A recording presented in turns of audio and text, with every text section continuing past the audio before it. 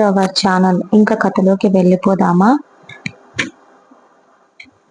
Devils of romance part 3కి వెళ్ళిపోదాం. అందుకే ఎప్పుడో ఒకసారి సిటీకి వెళ్ళి వాడికి కనిపించకుండా వాడిని చూసి రావాల్సి వస్తుంది. ఎందుకంటే వాడిని నేను అనేదాన్ని, వాడి అమ్మమ్మని ఉందని తెలిస్తే రామ్ ఖచ్చితంగా ఇక్కడికి వస్తాడని, అప్పుడు మహేంద్ర ఒంటరివాడు అయిపోతాడు. నేను రామ్ని కలవలేదు, కానీ నాకు నా మనవడిని చూడాలని ఉంది జనని అని అంది నానమ్మ, ఆ పెద్దావిడ. ఇవన్నీ చదివిన రామ్కి ఎందుకో తెలియకుండా ఏదో తను తప్పు చేసిన ఫీలింగ్ కలిగింది. మళ్ళీ నెక్స్ట్ పేజీ చదువుదామని తిప్పగా అప్పుడే మహేంద్ర గారికి ఫోన్ రావడంతో ఆ బుక్ క్లోజ్ చేశాడు. ఫోన్ లిఫ్ట్ చేసి హా డాడ్ అన్నాడు. అటువైపు నుంచి మహేంద్ర గారు, కన్నా నేను మామయ్యతో మాట్లాడాను. మామయ్య ఫస్ట్ ఒప్పుకోలేదు. ఆయన మన స్టేటస్ కో జనని సరిపోదు అని అనుకుంటూ బాధపడుతున్నారు. అందుకే ఆయన మనల్ని అడగలేకపోయారు. అది ఆయన మాటల్లో నాకు అర్థమయ్యింది అని అన్నారు మహేంద్ర గారు. రామ్ రామ్కి డాడీ ఈ కాలంలో కూడా ఏంటి ఇవన్నీ అని అంటూ ఉండగా, లేదురా, మీ మామయ్య చాలా ఉన్నత భావాలు కలిగిన వ్యక్తి, ఒకరి దగ్గర చెయ్యి చాపని వ్యక్తి, 10 మందికి సహాయం చేసి మంచి గుణం ఉన్న వ్యక్తి. అందుకే ఆయన మనల్ని అడగటానికి ఆలోచించారు. కానీ ఇప్పుడు మనం ఈ టైంలో అడగడం తప్పైనా కూడా తన చెల్లెలి కొడుకుగా తన దగ్గరే నువ్వు ఉంటావని, స్వార్థంతో నీకు తోడుగా తన కూతుర్నిస్తానని చెప్పాడు అని అన్నాడు మహేంద్ర గారు. రామ్ ఆ మాటలకు, డాడ్ మనం ఇన్ని రోజులు వీళ్లకు దూరంగా ఉండి తప్పు చేశాం అని నాకు అనిపిస్తుంది అని అన్నాడు. మహేంద్ర గారు, అవునురా, ఆ ఊరికి వస్తే మీ అమ్మ జ్ఞాపకాలు నన్ను వేధిస్తాయి. నేను నిన్ను వెళ్ళనివ్వలేదు, నేను వెళ్ళలేదు. కానీ మీ అమ్మకు అది ఇష్టం లేనట్టుంది. తన అన్న కూతురు మన ఇంటి కోడలిగా రావాలని తన గట్టిగా అనుకుంది అనుకుంటా. అందుకే లాస్ట్ మినిట్ లో నీకు జనని నచ్చింది అని నువ్వు ఫోన్ చేశావు. మీ మామయ్య అయితే ఒప్పుకున్నాడు, కానీ ఆ పెళ్లి కొడుకు కొంచెం ప్రాబ్లం చేసేలా ఉన్నాడు అని అన్నాడు. దానికి రామ్, ఆ మాత్రం బాధ ఉంటుందిలేండి డాడ్, అది జనని లాంటి బంగారాన్ని ఎవరైనా మిస్ చేసుకోవాలి అనుకుంటారా అని చిన్న స్మైల్ తో చెప్పాడు. మహేంద్ర గారు సంతోషంగా, జననిని త్వరగా తీసుకురా రామ్, నేను ఇక్కడి నుంచి రావటానికి ఇంకా 2 days టైం పడుతుంది అనుకుంటా, ఎందుకంటే ఇక్కడ వెదర్ అస్సలు బాగాలేదురా, మన పైలట్ చెప్పాడు, రావటానికి అస్సలు వీలు లేదు అని అన్నాడు.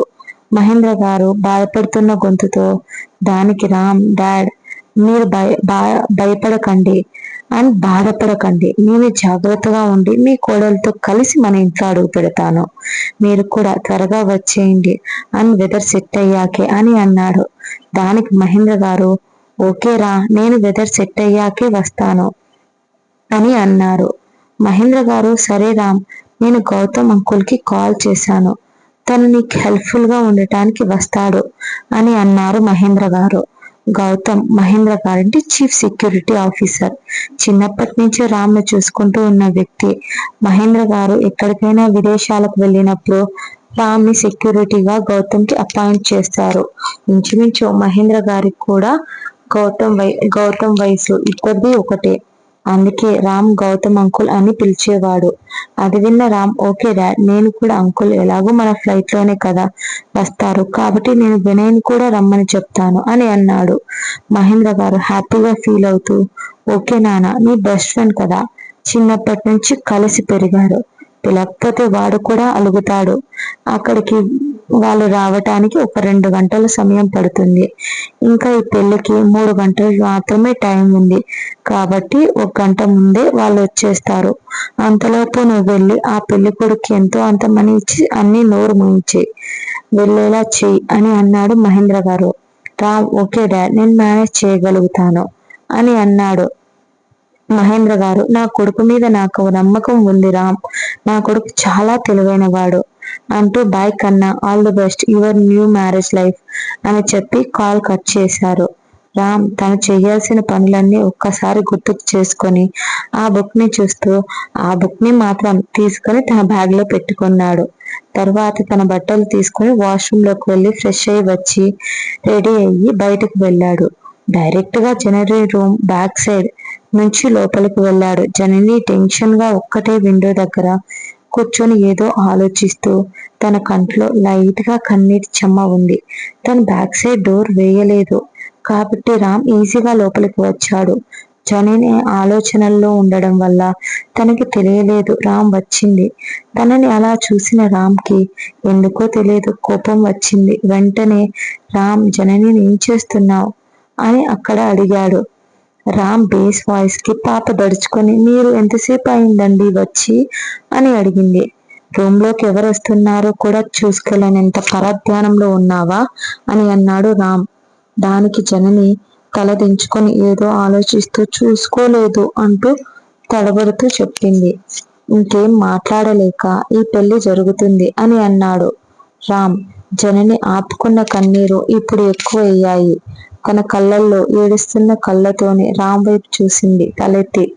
రామ్ కళ్ళలోకి చూస్తుంది కానీ రామ్ తనకి కనిపించడం లేదు కన్నీళ్ల వల్ల. రామ్ తనని అలా చూసి ముందు ఆ ఏడు పాపు పెళ్లి జరుగుతుంది అంటే వాడితో కాదు నాతో అని అన్నాడు. జనని షాక్ అయింది. ఏమంటున్నారు మీరు అని అంది.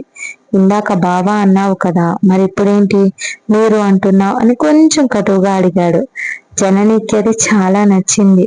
జనని తడబడుతున్న గొంతుతో సారీ సారీ బావా మరి అని సాగదీస్తుండగా రామ్ కల్పించుకొని నేను చెప్పేంత వరకు సైలెంట్ గా ఉండు అని అక్కడికి వచ్చి తనని విండో క్లోజ్ చేశాడు. ఎందుకంటే విండోలోంచి చల్లటి గాలి వస్తుంది. ఆ చల్లటి గాలి వల్ల జనని ఫేస్ అంతా రెడ్ గా అయిపోయింది.